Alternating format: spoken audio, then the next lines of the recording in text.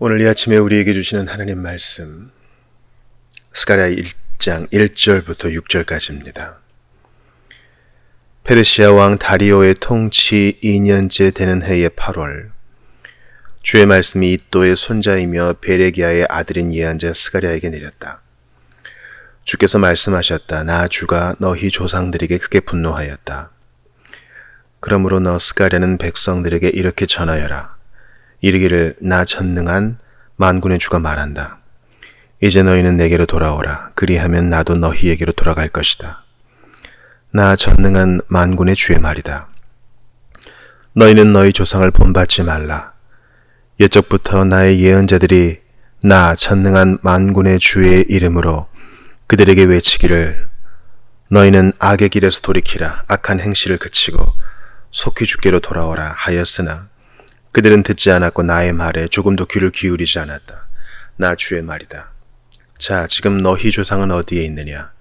또한 옛적 예언자들 역시 영원히 살겠느냐? 비록 그들 모두는 지금 죽고 없지만 일찍이 내가 내 종 예언자들을 통해서 너희 조상에게 경고한 내 말과 규례는 어찌 너희 조상들에게 그대로 이루어지지 않았겠느냐?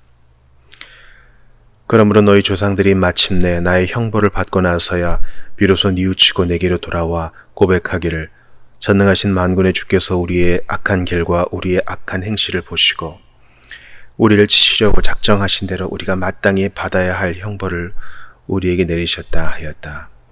아멘. 하나님의 말씀입니다. 하나님께 감사합니다.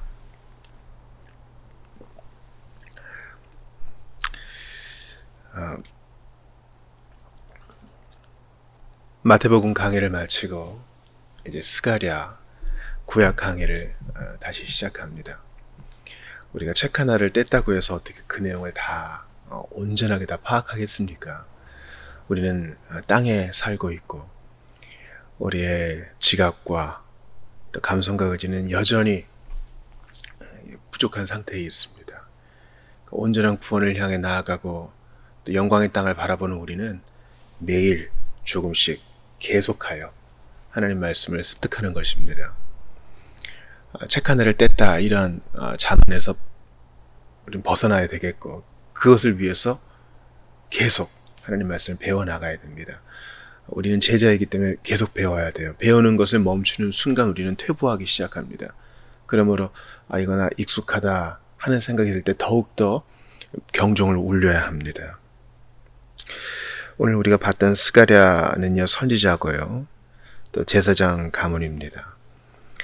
주전 520년에서 518년경에 이 말씀이 쓰여졌는데 학개와 같은 시기에 귀환한 유대인들이 성전을 재건하는 과정에서 주께서 주시는 메시지를 받는 것입니다. 이해를 돕기 위해서 개역개정을 한 번 더 볼까요? 다리오 왕 제2년 8째 달에 여호와의 말씀이 이또의 손자 베레기야의 아들 선지자 스가랴에게 임하니라. 이르시되 여호와가 너희의 조상들에게 심히 진노하였느니라. 그러므로 너는 그들에게 말하기를 만군의 여호와께서 이처럼 이르시되 너희는 내게로 돌아오라. 만군의 여호와의 말이니라. 그리하면 내가 너희에게로 돌아가리라. 만군의 여호와의 말이니라. 너희 조상들을 본받지 말라. 옛적 선지자들이 그들에게 외쳐 이르되 만군의 여호와께서 이같이 말씀하시기를 너희가 악한 길, 악한 행위를 떠나서 돌아오라 하셨다 하나 그들이 듣지 아니하고 내게 귀를 기울이지 아니하였느니라. 여호와의 말이니라. 너희 조상들이 어디 있느냐? 또 선지자들이 영원히 살겠느냐? 내가 나의 종 선지자들에게 명령한 내 말과 내 법도들이 어찌 너희 조상들에게 임하지 아니하였느냐? 그러므로 그들이 돌이켜 이르기를 만군의 여호와께서 우리 길대로 우리 행위대로 우리에게 행하시려고 뜻하신 것을 우리에게 행하셨도다 하였느니라.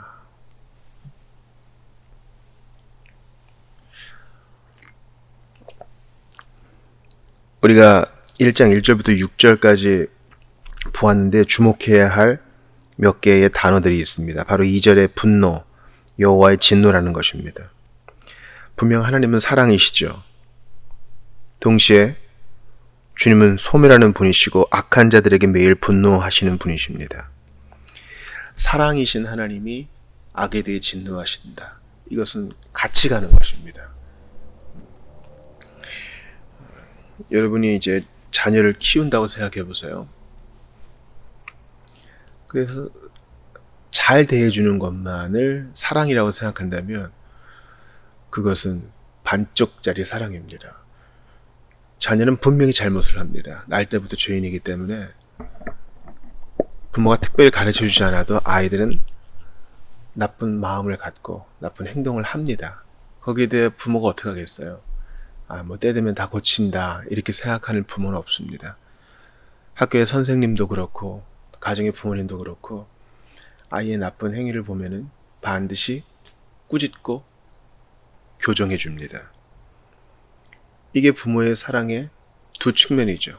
잘 돌보아 줄 뿐만 아니라 또 잘 교정해 주고 필요하면 매도됩니다. 오늘 본문에서 주가 조상들에게 크게 분노한 이유는 무엇입니까? 그들이 범죄한 것 때문만이 아니라 그들이 하나님께 죄를 범했기 때문만이 아니라 돌이키지 않았기 때문이에요. 돌이키지 않은 것. 그게 그들의 큰 잘못이었어요. 여러분, 가룟 유다를 우리가 마태복음에서 보았습니다. 그가 왜 예수님께 나지 않았으면 좋았을 자라는 이야기를 들었습니까? 그의 범죄의 지레, 그 사악함 때문만이 아니라 끝까지 회개하지 않았기 때문입니다. 주님은 그것까지 보셨죠. 사실은 하나님의 입장에서 보면은 예수님을 3번 부인한 베드로나 예수님을 팔아먹은 가룟 유다나 그놈이 그놈이에요. 우리 인간적인 감정에서 볼 때는 그래도 어떻게 주님을 배반하고 팔 수 있느냐, 예언의 성취라고 해도 너무하지 않느냐, 그럴 수 있으나 그 예수님 코앞까지 목전까지 갔으면서도 예수님 보시는 앞에서 예수님을 부인한 베드로도 그렇게 나을 바 없어요. 문제는 베드로는 회개까지 붙어 있으므로 회복의 과정을 거쳤고 가룟 유다는 나의 자존심, 나의 슬픔, 나의 절망이 더 큰 거예요. 끝내 돌이키지 않은 거예요. 우린 이것을 이제 회개라고 부릅니다. 그런데 이제 기독교의 용어 전체가요. 지금 이제 탈기독교 시대 또는 후기 포스트 모던 시대를 우리가 맞이하면서 용어를 좀 재정립할 필요가 있어요. 사실 우리는 많은 과제들을 안고 있어요. 먼저 교회를 든든히 해야 될 과제를 안고 있죠. 그래서 교회를 진리로 든든하게 세워내야 될 책임이 우리에게 있어요. 동시에 우리는 또 전도해야 돼요. 그러니까 종교개혁 시대의 과제와 1세기 그리스도인들의 과제가 우리에게 동시에 있어요. 진리를 잘 파수함과 동시에 또 전파해야 돼요. 근데 파수하고 전파할 때 있어서 우리는 용어의 갱신을 잘 하지는 못했어요. 물론 저는 성경이 쉬운 버전으로 번역되는 것을 적극 찬성합니다. 그래서 메시지 같은 것도 보고요. 또 요즘 새한글 성경이라고도 나왔죠. 그런 것도 봅니다. 그러나 그 모든 것은 진리의 측면에 있기 때문에 영적인 측면에 있기 때문에 해설을 해줘야 돼요. 아무리 영어가 쉬워도 이사야서를 읽던 간다게 내시가 설명해주는 사람이 없으면 어떻게 이해하겠는가 하는 것처럼 반드시 영적인 측면에 있어서는 교사가 필요합니다. 그런데 이제 언어란 것은 시대성을 띠게 마련이죠. 분명히 시대마다 이해가 다릅니다. 그리고 특별히 문해력이 떨어진 오늘날에 있어서는요, 영적인 일들을 설명하기 위해서 쉬운 단어를 선택해야 되고 또 그것을 잘 설명하는 것도 필요합니다. 이게 참 진리를 파수하고 또 전도하는 데 있어서 큰 일이에요. 쉬운 말로 번역을 해줘야 돼요. 그런 의미에서 저는 죄라는 용어를 팀 켈러가 중독으로 번역해서 설명해주면 더 좋다라는 것에 적극 찬성합니다. 왜냐하면 현대를 살아가는 사람은 신자건 비신자건 죄에 대한 개념이 상당히 얄팍해요. 죄라 하면 일단 법을 어긴 건데 이 법은 나라의 법을 말하는 경우가 많단 말이죠. 그래서 그것을 하나님의 법을 또 설명해 줘야 되고 또한 어쩔 수 없이 죄를 졌다고 판결을 내리는 경우가 상당히 많기 때문에 그것을 중독과 이렇게 결부시켜서 설명하면 상당히 이해가 쉽습니다. 왜냐하면 중독이라고 할 때 우리 이제 AA 선생님들이 하시는 말씀이 있어요. 이제 연말이 되고 또 명절을 맞이하면 AA 선생님들 종종 넘어지거든요. 그럴 때 이렇게 얘기하시는 분들이 있어요. 아, 사람이 문제인가요? 술이 문제지. 이것은 어떻게 이해하는 겁니까? 중독을 병으로 이해하는 거예요. 어쩔 수 없다. 내가 뭐 암에 걸리고 싶어서 걸렸냐. 그렇게 되면 이제 술이 나쁜 것이고 또 내가 그런 유전적 질환을 갖고 있는 게 문제인 것이죠. 그러나 동시에 이들이 AA에서 공부하는 것을 보면은 전적으로 내 책임입니다. 술잔을 든 건 나의 선택이었습니다. 나의 과오로 받아들입니다. 이런 고백이 있어요. 동시에 같이 있죠. 죄에 대한 책임도 있고 또 병적인 측면도 있어요. 죄도 마찬가지입니다. 우리가 죄를 져서 죄인이 아니라 날 때부터 원죄를 지닌 죄인으로 나기 때문에 죄의 뿌리에서 죄의 열매가 맺히는 거죠. 그러니까 우리가 안 하려고 해도 우리는 계속 죄를 먹고 마셔요. 동시에 이 원죄에 대해서 이해가 안 된다 그래도 우리는 스스로 내가 좋아서 내가 선택해서 죄를 짓잖아요. 이 두 측면이 같이 있어서 저는 죄라는 용어를 중독이라는 용어와 함께 설명하면 이해가 쉽다고 저는 봅니다. 마찬가지로 오늘 본문에서 주님의 분노와 진노도 설명이 필요합니다. 왜 주님이 화를 내시는가? 왜 하나님이 화를 내셨는가? 바로 그들이 돌이키지 않았기 때문입니다. 회개하지 않았기 때문입니다. 이렇게 보는 것입니다. 오늘 본문에 3절 보세요. 너희는 내게로 돌아오라. 그리하면 나도 너희에게로 돌아갈 것이다. 이 회개가 돌아가는 것, 돌이킴이라고 우리가 생각하면 좋습니다.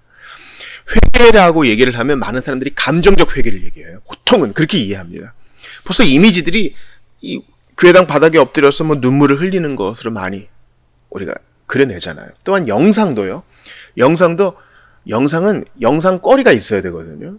그렇기 때문에 어떤 사람이 고요히 기도하고 있는 것을 회개한다고 보기가 어려워요. 뭔가 액션이 있어야 돼요. 그래서 뭐 일어나고 손을 들고 눈물 흘리는 것이 회개의 장면이라고 영상은 찍게 돼 있어요. 그거밖에 답이 없어요. 그런데 성경적 회개는 마음으로 슬퍼하고 뉘우치고 그 죄를 혐오하고 실제로 행동으로 돌이키는 것을 말합니다. 이것까지가 없으면 진정한 회개가 아니에요. 그러므로 저는 회개라는 용어를 돌이킴으로 표현하는 것을 적극 찬성합니다. 여기에 대해서 근간에 책도 나왔어요. 왜냐하면 회개를 죄를 미워하고 슬퍼하는 부정적 의미로만 볼 것이 아니라 실질적인 행위의 전환까지 포함하는 적극적 개념으로 봐야, 긍정적 개념으로 봐야 우리가 온전한 성경적 이해에 이를 수 있어요. 회개하세요 그럴 때 사람들 앞에서 눈물을 흘리는 것으로만 생각하면 오히려 회개가 쉬워요, 여러분. 그런데 오늘 본문을 보세요. 4절 보니까 너희 조상 본받지 말아라. 너희는 악의 길에서 돌이키라. 악한 행실을 그치고 속히 주께로 돌아오라. 악한 행실을 그치는 거. 그치고 선한 행실, 즉 하나님을 경외하는 선한 행실로 돌아가는 게 온전한 회개와 돌이킴이에요. 그래서 우리가 회개라는 용어를 우리가 쓰고 또 설명할 때 돌이키다는 말을 반드시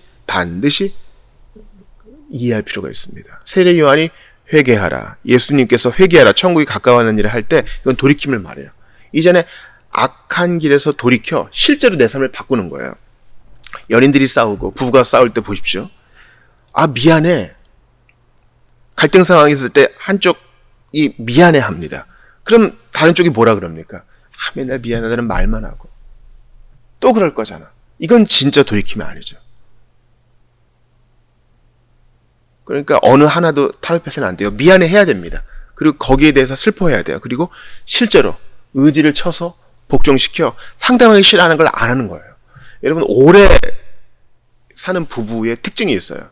뭔가 상대방을 위해 잘해주는 것도 필요하지만 상대방이 싫어하는 걸 안 하는 거, 그거 하나 안 하는 게 오래 사는 부부의 비결 중 하나입니다. 실제로 안 해야 돼요. 행동으로 드러나야 돼요. 야고보서와 로마서가 여기에서 일치하고 있는 것입니다.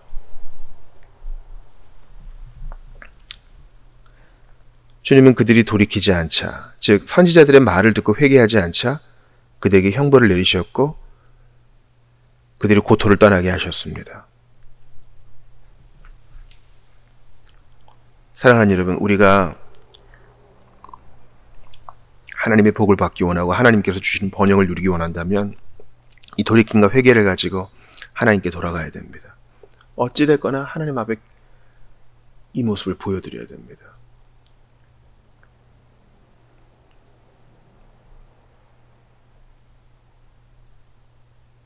꽃이 열매를 맺고 씨를 뿌리려면 태양으로 얼굴을 돌려야 합니다. 마찬가지로 우리가 제대로 된 삶을 살고 합당한 회개의 열매를 맺으려면 하나님께로 돌아가야 돼요. 하나님께로 하나님의 얼굴 빛으로 향해야 됩니다. 그러면 말씀을 듣는 수밖에 없어요. 근데 주님은 말씀을 듣게 하시려고 예언자들과 선지자들을 보내셨죠. 그들의 말을 잘 들으면 회개가 이제 시작되는 거예요. 선지자들의 말을 들으면 경고하고 책망하니까 마음에 찔림이 있죠. 이제 회개가 시작됐어요. 선지자들은 거기서 멈추지 않죠. 공의를 회복하라, 사랑을 회복하라, 하나님을 경외하라. 그러면 돌아가 이제 실제로 그것을 하면 돼요. 그러니까 회개의 시작은 하나님의 말씀부터 시작돼요. 선지자들을 보내시는 것부터 시작해요. 우리가 주일마다 말씀을 듣는 것이 바로 이러한 과정입니다. 그렇게 되면 하나님께 복을 받아요. 문제는 듣기만 하고 느끼지 못하는 거. 또 문제는 듣기만 하고 느꼈는데 행하지 않는 거. 다 문제라고 할 수 있어요. 본문은 그렇게 회개와 돌이킴을 거부한 조상들이 마땅히 받아야 할 형벌을 하나님으로부터 받았다라고 얘기합니다. 그러므로 사랑하는 성도 여러분, 지금 70년이 지난 이후에 포로에서 귀환해가지고 성전을 재건해야 되는데 미적미적하는 이들이 있어요. 그 옛날 선지자들의 말을 듣고 돌이키기를 미적미적댔던 이들이 하나님의 큰 징계를 받았으니 이들도 그러지 않겠습니까? 계속 미뤄요. 회개를 미뤄. 돌이킴을 미뤄. 아우, 저 듣기 싫어하는 것들. 또 나중에 듣지 뭐. 그러다가 나라가 망했어요. 지금 성전 건축도 마찬가지입니다. 성전을 재건해야 되는데 미적미적돼요. 내 살 길이 너무 바빠요. 주님은 지금 하라 그래요. 광음 여류. 우리의 세월은 쏜살같이 흐릅니다. 그러니 지금 성전을 재건하고 지금 하나님께 돌이키고 지금 성경으로 돌아가고 지금 지체들을 사랑해야 돼요.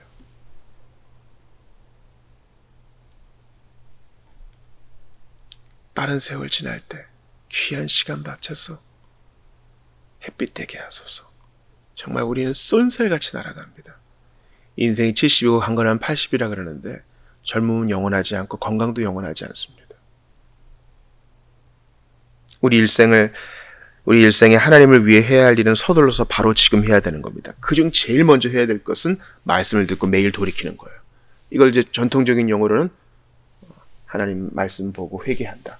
이 회개를 통해 우리가 쉽게 말하면 강의를 통해 배우죠. 하이델베르크 교리 운동을 통해 배우죠. 회개는 감사의 생활이에요. 하나님께 영광 돌리는 삶은 매일매일 돌이키는 거예요. 신자의 삶의 균열이 언제 가는가? 내가 뭐 돌이킬 게 있는가? 나 뭐 그래도 그런 대로 뭐 잘 살지 않는가? 이렇게 치부할 때 이제 몰락만 남아있는 것입니다. 매일 하나님 앞에 섰을 때, 말씀 앞에 섰을 때, 예배할 때 내 부족함을 느끼고 나 이런 부분 돌이켜야 됩니다, 주님. 이게 점검된다면 당신은 건강한 길에 있는 거예요. 근데 그 옛날 주님께 징계를 받았던 조상들은요, 북이스라엘이 망했는데도 정신을 못 차려요. 아유, 저놈들은 잘됐다 이러고 저놈들만 생각하고 나머지 손가락이 가리키는 나는 안 보는 거야. 나 뭐 돌이킬 거 있나? 뭐 잘하고 있지 않나?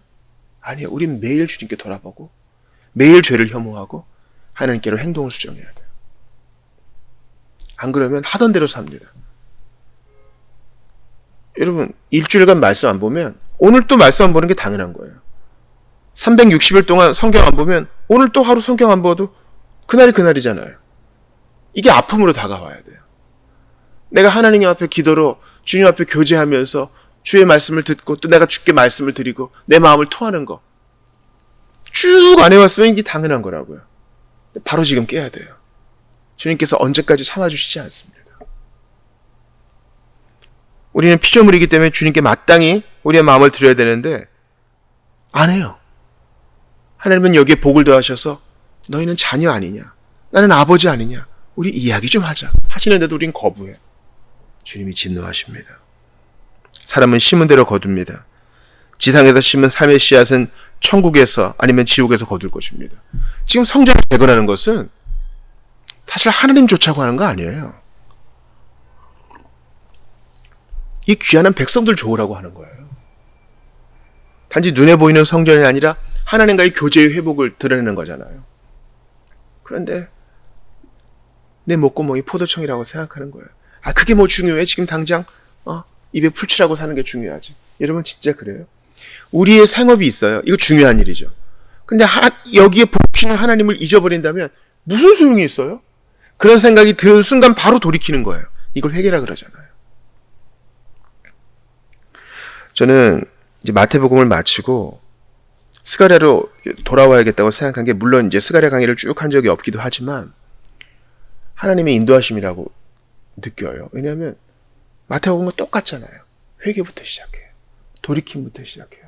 우리 말만 하는 회개 하지 말고 실제로 돌이키는, 나의 삶에서 작은 부분이라도 하나님께로 돌이키는 그거 합시다. 그럼 주님이 돌아오시겠대요. 오늘 보면 3절 보세요. 이제 너희는 내게로 돌아오라. 그리하면 나도 너희에게로 돌아갈 것이다. 나 전능한 만군의 주의 말이다. 이것은 주님이 어떤 조건을 내거시는 게 아니에요. 이미 구원하시고 이미 은혜를 주신 주님께서 우리의 반응을 원하세요. 그런 반응을 보이면 복을 더 주시겠다는 겁니다. 나의 돌이킴은 주님의 돌이킴을 낳게 돼요. 우리가 정말 작은 거라도 순종하고 묵종하고 나를 쳐서 주님께 내어드리면 주님은 더한 걸로 주셔요. 우리 자녀가 부모에게 조그만 선물이라도 하면 부모는 감동해서 더한 걸 줍니다. 간이라도 내어준다 그러잖아요. 그러므로 사랑하는 여러분, 이들은 조상들과 똑같은 길로 행하는 바로 그 찰나에 하나님께서 개입하셔서 말씀하십니다. 그러니까 이들의 돌이킴은 이들의 공로가 아니에요. 회개케 하시는 하나님, 돌이키게 하시는 하나님께 모든 영광을 돌려야 됩니다. 오늘 이 설교를 들으시고 혹여라도 찔림이 있으세요? 주님을 찬양하세요. 오늘 이 말씀을 들으시고 자기를 돌아보게 되셨어요? 하나님께 감사드리십시오. 주님, 이런 부분에 제가 문제가 있네요. 저는 24시간 그리스도인이고 365일 그리스도인인데 내가 이 부분에 있어서는 회개가 없었네요. 어떤 분이 그러셨어요. 음란물 보는 것이 내 삶의 낙이라고, 내가 쉬는 거라고 얘기합니다. 아니요, 여러분. 그건 더 피곤한 일이에요. 오늘 이 설교를 들으시고 스가랴 말씀을 통해서 이거 내가 돌이켜야 될 부분 아닌가 느끼시는 분이 있다면 주님께 감사하면서 그거 이겨낼 힘 달라고 주님께 기도하세요. 단지 죄를 끊어내는 정도가 아니라 하나님을 위해 선한 일을 하는 단계에 이를 수 있도록 기도하세요. 지금 이 백성들은 멈춰 있어요. 다시 열심을 내서 주님을 위한 성전 건축, 다시 열심을 내서 하나님의 말씀을 듣는 거, 여기로 돌이켜야 돼요. 난 단지 악한 짓을 하지 않은 것만으로 만족합니다. 이 정도가 아니라 남은 세월 주께서 살게 하시는 날 동안 주님을 위해 활활 불타오르게 하소서. 이런 매일의 돌이킴을 통해 주께서 오히려 우리에게 얼굴빛을 발하시고 우리에게로 복을 가지고 돌아오시는 주님을 마음껏 경험하시기를 주의 이름으로 축원합니다. 이어지는 스가랴 강해를 통해서도 영적인 보화를 많이 발견하시기를, 또 누리시기를 주 예수 그리스도의 이름으로 축원합니다.